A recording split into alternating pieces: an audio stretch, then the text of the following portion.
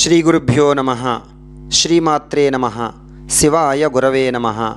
ఓం గణానాం త్వా గణపతిగుం వవామహే కవిం కవీనాముపమస్రవస్థవం జ్యేష్ఠరాజం బ్రహ్మణాన్ బ్రహ్మణస్పత ఆనశృణ్వన్నోతబస్సేదశాదనం గం గణపతయే నమః. ప్రణో దేవీ సరస్వతీ వాజేభిర్వాజనీవతి ధీనామవిత్రియవతూ మహాసరస్వత్యై నమః. జ్ఞానానందమయం దేవం నిర్మలస్ఫటికాకృతిం ఆధారం సర్వవిద్యానాం హయగ్రీవముపాస్మహే. గురవే సర్వలోకానాం విషజే భవరోగిణః నిధయే సర్వవిద్యానాం దక్షిణామూర్తయే నమః. నారాయణ సమారంభాం వ్యాసశంకరమధ్యమాం అస్మదాచార్యపర్యంతాం వందే గురు పరంపరాం. కార్తీక మాస పురాణం ద్వితీయోధ్యాయం రెండో రోజునైనటువంటి ఈ రోజున సోమవార వ్రత మహిమను గురించి వివరిస్తూ ఉన్నారు. జనక మహారాజా, ఓ జనక మహారాజా, ఇంతవరకు నీకు కార్తీక మాసముందు ఆచరించవలసినటువంటి విధి క్రమములను మాత్రమే తెలియజేసి తిని. కార్తీక మాసంలో సోమవార వ్రతమునకు ప్రత్యేక ప్రాముఖ్యత కలదు. కాన సోమవార వ్రతమును దాని మహిమను గురించి వివరించుతును. సావధాన చిత్తుడివై ఆలకింపుము అని వశిష్ఠ మహర్షి చెప్తున్నారు. కార్తీక మాసంలో సోమవారము శివునికి అత్యంత ప్రీతికరమైనటువంటి రోజు. ఆ రోజున స్త్రీ కానీ పురుషుడు కానీ ఏ జాతి వారైనను రోజంతయు ఉపవాసముండి నదీ స్నానము చేసి తన శక్తి కొలది దానధర్మములు చేసి నిష్ఠతో శివదేవునకు బిల్వపత్రములతో అభిషేకము చేసి సాయంత్రము నక్షత్ర దర్శనము చేసిన తరువాత భుజించవలయను.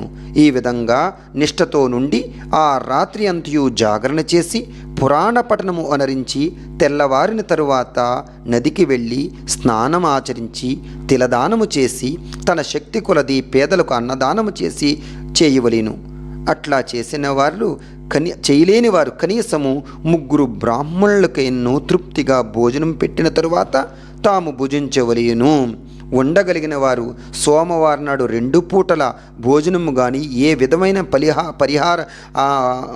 పలహారములు కానీ తీసుకోకుండా ఉండుట మంచిది.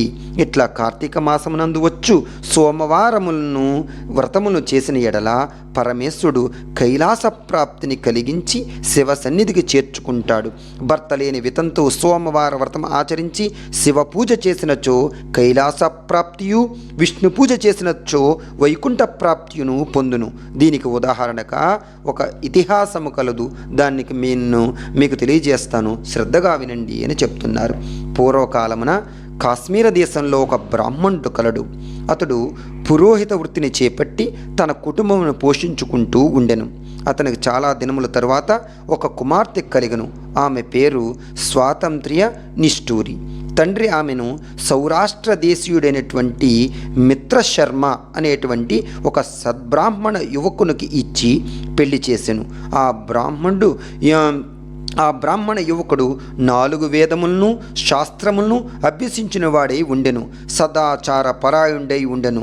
అతడు భూతదయ కలిగినవాడు, నిత్య సత్యవాది, నిరంతరము భగవన్ నామస్మరణ చేయుచూ ఉండుట చేత లోకులెల్లరూ అతన్ని అపరబ్రహ్మ అని కూడా చెప్పుకుంటూ ఉండేవారు.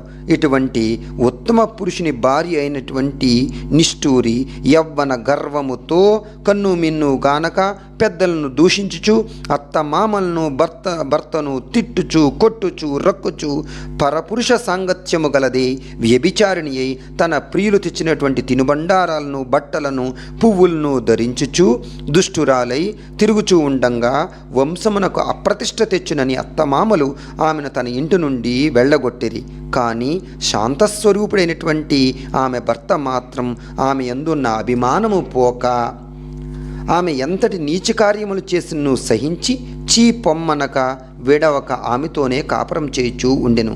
కానీ చుట్టుపక్కల వారు నిష్ఠూరి గయ్యాళతమనకు ఎవగించుకుని ఆమెకు కర్కస అనే ఒక ఎగతాళి పేరు కూడా పెట్టిరి. ఆ దినము మొదలు ఆమెను అందరూ కూడా కర్కస కర్కస అని పిలుస్తూ ఉండేవారు. ఇట్లా కొంతకాలం జరిగిన పైన ఆ కర్కస ఒకనాటి రాత్రి ఏకశయ్య పైన తన భర్త గాఢ నిద్రలో ఉన్న సమయమును చూచి మెల్లగా లేచి తాళిగట్టిన భర్త అన్న విచక్షణ కూడా దయాదాక్షిణ్యములు కానీ లేక ఒక బండరాతిని తెచ్చి తనపై గట్టిగా కొట్టినది. వెంటనే అతడు చనిపోయినాడు. ఆ మృతదేహమును ఎవ్వరి సహాయం అక్కర్లేకనే అతి రహస్యంగా దోడుకుని పోయి ఊరు చివరన్నటువంటి పాడుపడినటువంటి బావిలో పడవేచి దానిపై చెత్తాచెదారంతో నింపి ఏమీ ఎరుగున దాని వలె ఇంటికి వచ్చాను. ఇక తనకు ఎవ్వరూ ఆటంకము లేదని ఇంకా విచ్చలవిడిగా సంచరించుతూ తన సౌందర్యమును చూపించి ఎందరినో క్రీగంటచే వశపరుచుకొని వార్ల వ్రతమును పాడుచేసి ఇంకను విచ్చలవిడిగా తిరుగుతూ సౌందర్యమును చూపించి క్రీడించుచు పరపురుష సాంగత్యం గలదే ఉండెను. వారినందరినూ కూడా పాడు చేసి నానా జాతి పురుషులతోనూ రమించుచు వర్ణ సంక్రాంతరాలై ఉండెను. అంతేకాక పడుచు కన్యలను భర్తలతో కాపరం చేయుచున్న పడుచులను తన మాటలతో చేరతీసి వారిని కూడా దుర్బుద్ధులు నేర్పి పాడు చేసి వీటిలోకి తార్చి ధనార్జన కూడా చేస్తూ కొనసాగాను. జనక మహారాజా, యవ్వన బింకం ఎంతో కాలం ఉండదు కదా. కాలం ఎప్పుడు ఒక్క రీతిగా నడవదు. క్రమక్రమంగా ఆమెలోని యవ్వనం నశించినది. శరీరమునందు మేహ వ్రణములు బయలుదేరినవి. ఆ వ్రణముల నుండి చీము, రక్తము, రసీకారుడ ప్రారంభమై దానికి తోడు శరీరమంతా కుష్టు వ్యాధి బయలుదేరింది. దుర్గంధము వెడలుచు ఉన్నది. దినదినము శరీర పటుత్వము కృషించి కురూపి అయి భయంకరమైన రోగములతో బాధపడుచు ఉన్నది. ఆమె యవ్వనంలో ఉండంగా ఎన్నో విధాలుగా తృప్తి కలిగించినటువంటి విటులు ఏ ఒక్కరూ కూడా ఈమె వైపు తొంగి కూడా చూడకుండా ఉండిరి. ఆ పరిసర ప్రాంతాలకు వెళ్ళిన ఎడల తన్ని ఎట్లాగో పలకరించవలసి వస్తుందని ఆ వీధి గుండా కూడా చూడకుండా ఉండిరి. కర్కస ఇట్లా నరక బాధలను అనుభవించుచు పురుగులు పట్టి కొంతకాలమునకు చనిపోయినది. బ్రతికొనన్నాళ్ళు ఒక్కనాడైనా పురాణ శ్రవణమును కూడా చేయని పాపిష్టురాలు కాదు కదా.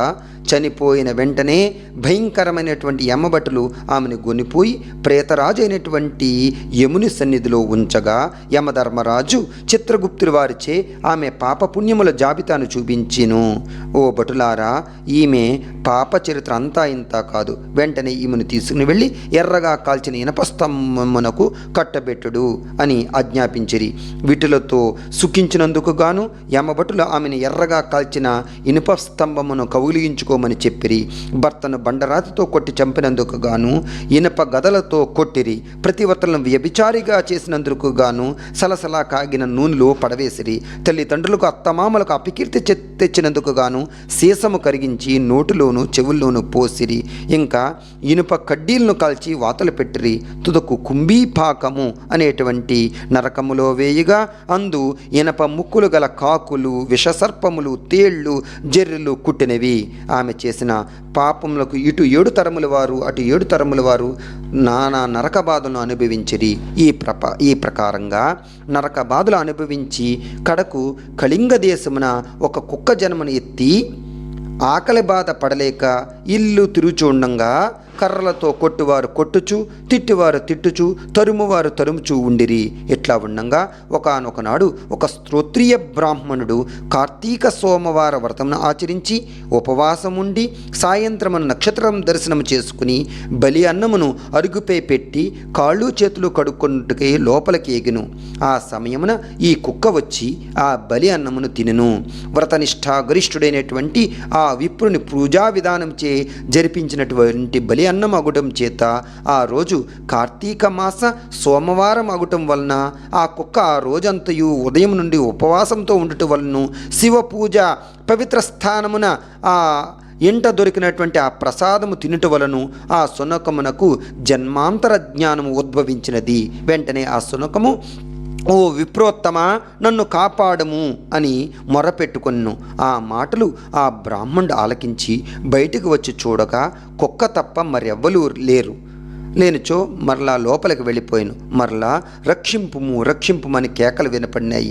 మరలా ఆ విప్రుడు బయటకు వచ్చి, ఎవరు నీవు, నీ వృత్తాంతం ఏమిటి అని ప్రశ్నింపగా అంత ఆ కుక్క, ఓ మహానుభావ, ఈ పుట్టుకకు వెనుక 15 జన్మల ముందు నేను విప్ర కులాంగనను. నేను వ్యభిచారిని అగ్ని సాక్షిగా పెళ్లాడిన భర్తను చంపి వృద్ధాప్యంలో కుష్ఠురాలినై తనువు చాలించిన తరువాత యమదూతల వల్ల మహా నరకములు అనుభవించి నా పూర్వీకుల యొక్క పుణ్యము వలన ఈ జన్మలో కుక్క జన్మనెత్తించని ఈరోజు మీరు కార్తీక సోమవార వ్రతం చేసి ఇచ్చట ఉంచినటువంటి బలి అన్నం తినడం వలన నాకు ఈ జ్ఞానోదయం కలిగినది. కావున ఓ విప్రోత్తమా, నాకు మహా ఉపకారంగా మీరు చేసినటువంటి కార్తీక సోమవార వ్రతములో ఒకటి ఇచ్చి నాకు మోక్షము కలిగించమని ప్రార్థించుచూ ఉన్నాను అని వేడుకొనగా, కార్తీక సోమవార వ్రతంలో చాలా మహత్యం ఉందని గ్రహించి ఆ బ్రాహ్మణుడు ఒక సోమవారం నాటి ఫలితమును ఆమెకి దారపోయగానే వెంటనే ఒక పుష్పక విమానం అక్కడికి వచ్చెను. ఆమె అందరికీ నమస్కారం చేసి అక్కడ ఉన్నవారందరూ చూస్తూ ఉండంగానే ఆ విమానమునకు ఎక్కి శివ సాన్నిధ్యమునకు ఎగెను. వింటివా జనక మహారాజా, కావున నీవు కూడా ఈ కార్తీక సోమవార వ్రతం ఆచరించి శివ సాన్నిధ్యాన్ని పొందమని వశిష్ఠుల వారు హితబోధ చేసిరి. తర్వాత రేపటి రోజున కార్తీక స్నాన మహిమను గురించి వివరిస్తారు. స్వస్తి ప్రజాభ్య పరిపాలయంతాం న్యాయేణ మార్గేణ మహిమహీషా గోబ్రాహ్మణేభ్య శుభమస్తు నిత్యం. లోకా సమస్తా సుఖినో భవంతు, సర్వే జనా సుఖినో భవంతు.